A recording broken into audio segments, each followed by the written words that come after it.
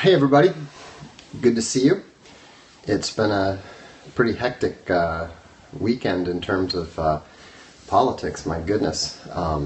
Lots of excitement going on with all the craziness relating to the judge and the judicial orders, and the media over here in Europe has just been going completely berserk. I think something like 850,000 people have signed a petition that is trying to keep the God Emperor from doing a state visit, which I thought was pretty funny.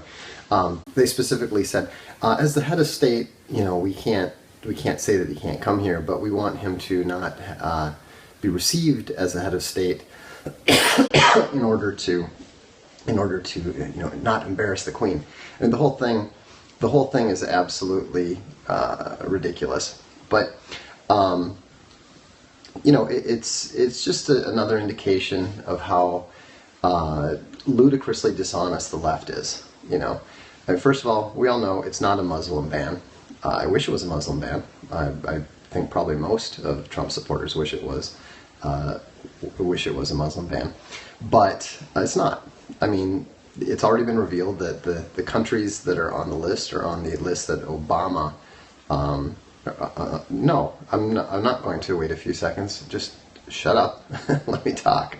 We're not even on to the main subject tonight, so I'm just, I could sit here and just be silent, but why don't we talk about things? Talk about, this other stuff that's happening, news of the day. So, anyhow, but the interesting thing is that the order is illegal. It's on the blog, voxday.blogspot.com. A former State Department official and attorney sent me a note saying, hey, check this out. So I linked to it. And what he demonstrated is that the order that the judge gave is absolutely illegal because the visas that are under the order don't actually give entry to the United States. And so it's not like they have no right to enter the United States. In fact, that's probably why Reince Priebus came out and said that green card holders were not going to be affected anymore, because green card holders do actually have a right to enter the United States. All the people who have those visas do not. All the visa gives the visa holder is the right to go to a port of entry. It does not give them the right to enter, and so that's why the judge's order, as it was given, is completely illegal. And so he had some theories about it being an attempt to sort of dare Trump to do what he can and just simply ignore it. And we've already seen some signs apparently that the agents are doing precisely that. But anyhow, that's not enough about that. It's in the news. The media is going to try to keep pushing it, and meanwhile, I suspect the God Emperor is just going to keep pushing on and moving on to the next thing and the next thing and the next thing. And the more that they're stuck dwelling on that, the better. Do I think Reince Priebus is still a douche, or has he come around? He's an operations guy. He's not a strategy guy. He's a guy who takes orders and gets things done. I don't think it matters. I think that if he was going to be disloyal to Trump, then it would have blocked. I'm sorry, I just read something. If he was going to be disloyal to Trump, then Trump would have ejected him the way that he ejected Christie. In answer to the question that just came up, yes, Twitter always blocks links to my blog. They have it filed under, they somehow got it filed under spam or something dangerous. And so don't try to provide links to my blog on Twitter, because often they'll suspend your account for it.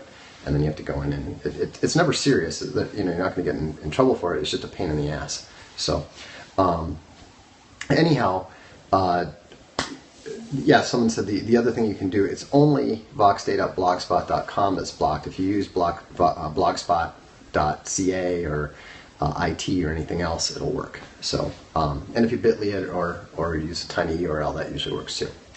But anyhow, what I wanted to talk about tonight is this gulf, gulf between the alt-right and what's sometimes called the Alt-Right or the New Right or whatever else you want to call it.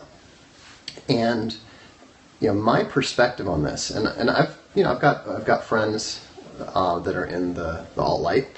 Frankly, that's where my friends are. I know some of the guys. I know Greg Johnson. I've been on his show before.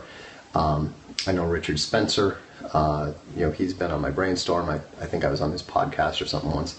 But honestly, I'm much closer to the alt-right guys. Mike's my friend. Milo's my friend. And I'm very sympathetic to their civic nationalist view. I'm just as prone to getting, choked up over a patriotic display as the next guy. When you have the jets flying over the football stadium and the flags and all that sort of thing. It's a beautiful thing. It's a stirring thing. It's an emotional thing.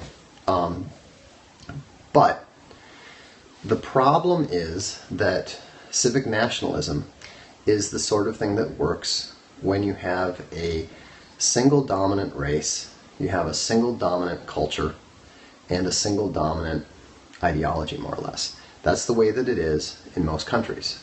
I've lived in a number of countries. Some of you may not realize, but I speak at least a smattering of about 5 different languages.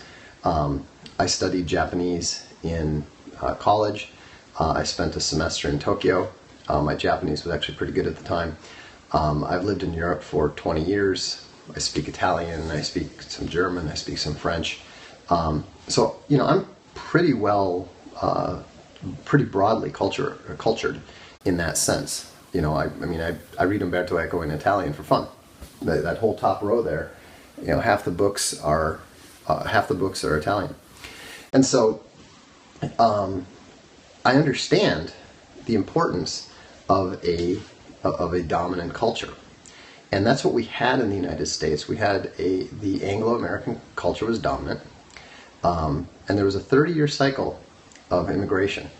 And so typically the gates would be open, people would come in, and then for about 30 years, and then the gates would close for about 30 years. They even called from 1920 to 1955 or so, they call that the Great Pause. And so there's virtually no immigration from anywhere. What little there was from the Northern European countries. And as of 1950, the foreign-born population was actually down to 5%, way down from 15% back in before the pause in the early 20th century. And so, but what happened is that in 1965, the gates not only opened up, but they were essentially welded open by the 1965 Immigration and Naturalization Act, which has completely destroyed the demographics of the United States. And so now we're in a very, very different situation. We're in a totally different situation than we were in before. And it means that, we've got 85 million immigrants and second-generation immigrants. And, it is absolutely necessary, it is absolutely vital to not only repeal Hart-Celler, but actually restore the previous demographic balance of the country, which is a promise that was made to the American people by the Congress in 1965. And now, people say, "Oh, this is terrible." Is it possible? It's not only possible; it is going to happen. And this gets back to what we're talking about with the alt-right and the alt-right.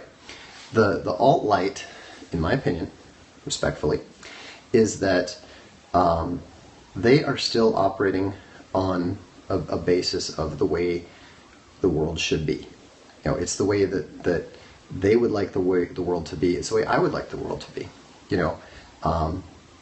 I'm a former NCAA Division I sprinter. Now, there's not a lot of non-African descended NCAA Division I sprinters, right? So I spent a tremendous amount of time with black athletes. They were my friends. Those are we couldn't eat, we trained together. We had to eat later than everybody else, so we ate together, we hung out together. I used to be, I was frankly kind of proud of the fact that I was one of the only guys who would get invitations to the black fraternity parties. could walk in. I could walk into there. I was much more welcome than the average non-black guy on campus, and I thought that was pretty cool. That's probably why I developed my taste for Public Enemy and NWA back in the day. And so that's the important thing, is that none of this is personal. None of this is about what anybody wants. It's not about what how we'd like to live. It's not about how we'd like to ideally structure society. When you hear the civic nationalist talk, when you hear the alt-right talk, they tend to talk a lot about shoulds and woulds and coulds and that sort of thing. And that's probably the fundamental difference between the alt-right and the alt-right, which is the alt-right insists that we deal with reality, not what we want, not what we like, but what it is. And so nothing will change the fact that a society that has an average IQ of 104 is a much higher functioning society than a society with the average IQ of 80 or 90. I mean, I'm an American Indian. The average American Indian IQ is 87. I actually kind of like that in one sense, in that it gives me a chance to, claim a 4 standard deviation IQ instead of a 3.5 or whatever. But the point is that obviously we cannot judge people individually by the general statistics. We can't judge the individual by the averages. But when we're talking about macro societal issues, then we have to make decisions that are based on averages, stereotypes, statistics, etc. And so Mark, knock it off. I will get to my point. The point that I'm making here is that the alt-right is still hung up on the implications for people, the implications for their friends, the implications for their loved ones, the implications for so and so. When I'm talking to people, one of the first things they like to bring up is, well, what about so and so? What about my wife who is half Mexican? What about my adopted son who is Nigerian or whatever? And the correct answer to that is, who cares? It's not about you. When we're talking about macro societal issues, it's not about you, it's not about me, it's not about individuals. And it's fundamentally a category error to be looking at things from that perspective. And so the important thing to keep in mind is that the alt-right, in my opinion, is a transient stage. It's part of the saying, somebody on the blog made a good comparison. When you have a house, there's a porch and there's a kitchen. And you have to go through the porch to get into the kitchen. And you can be on the porch without committing to going into the house. But if you're going to go into the house, you're going to go through the porch. And so I think that most of the people, the Milos and the Mikes and all those guys, I think that in another few years, maybe in another few months in some cases, they're going to be essentially signing up for all the stuff that is pretty much laid out in the 16 points.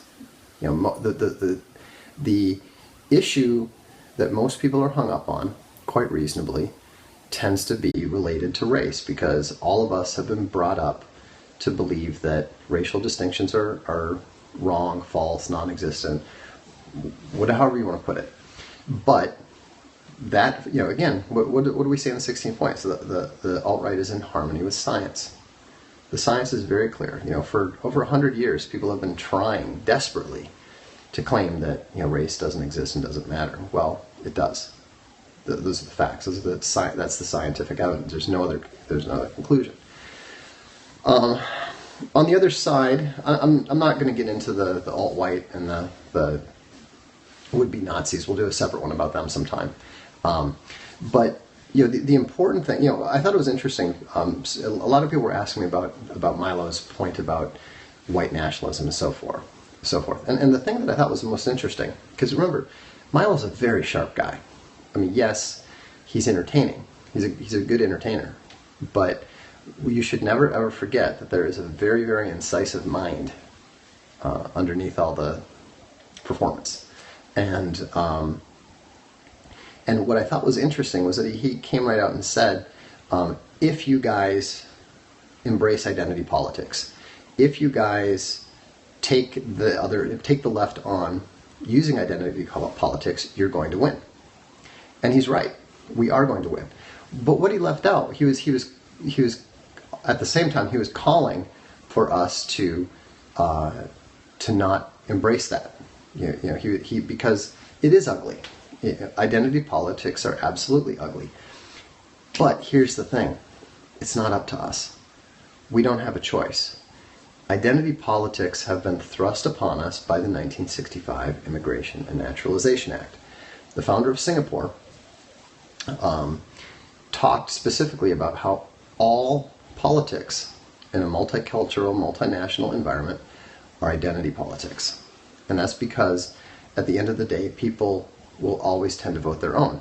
Think about whenever you see, the first, whatever it is, the first woman on a corporate board, the first black on a corporate board, whatever.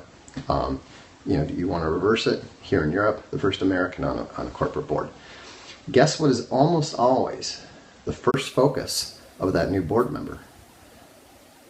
Bringing in more of their own. Bringing in more of their own kind. Yeah, and it's true that the left doesn't have any qualms about using identity politics, but we're not the left. We do think about these things. We do think about the consequences of our actions. And so, all we can... Okay, I'm going to block this guy. He's annoying. So anyhow, the thing that you have to keep in mind is that we do need to think through these things. Just simply knee-jerk behaving like the left is not going to get us anywhere, because they don't hesitate to contradict themselves, to be incoherent. But we need to be better than that. Not better morally, but better, more effective. And that's why I take these arguments that whether it's Milo or Mike or anybody else that I respect, when they're presenting these arguments, and I'm going to be debating Jack Murphy on Saturday night about this. He's there to explain why the alt-right is dead and so forth. Should be interesting. But the reason I listen to these guys is because maybe they have a point. Maybe there's something I'm missing.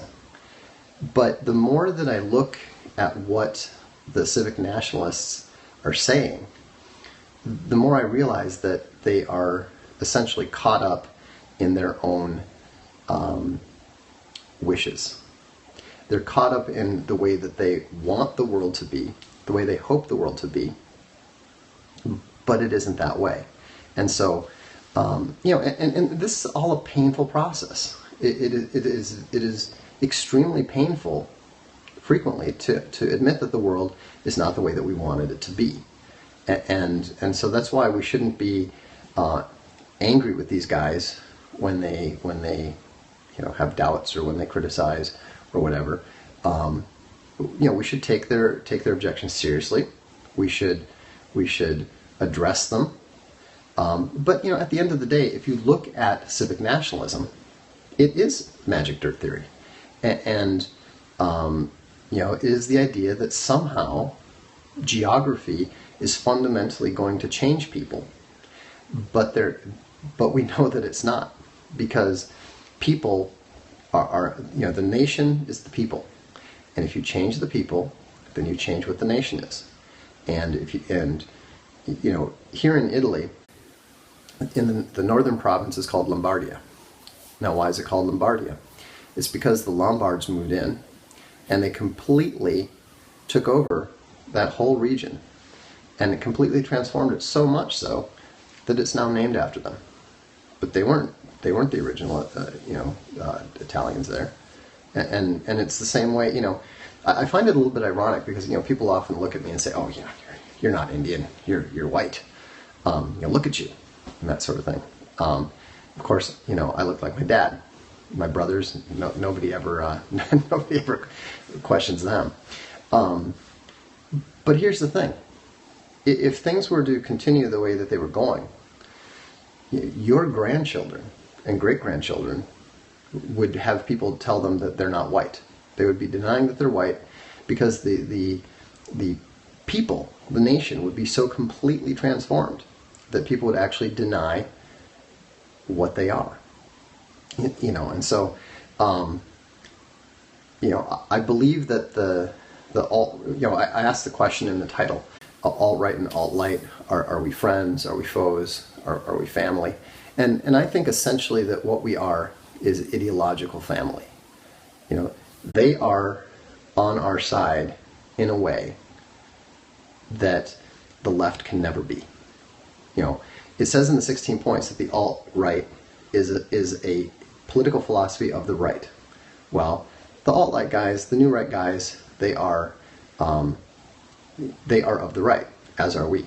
And therefore it behooves us to attempt to communicate with them effectively.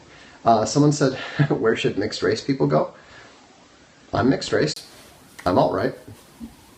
Because I believe that the alt-right is the only political philosophy that is true. And because I value Western civilization.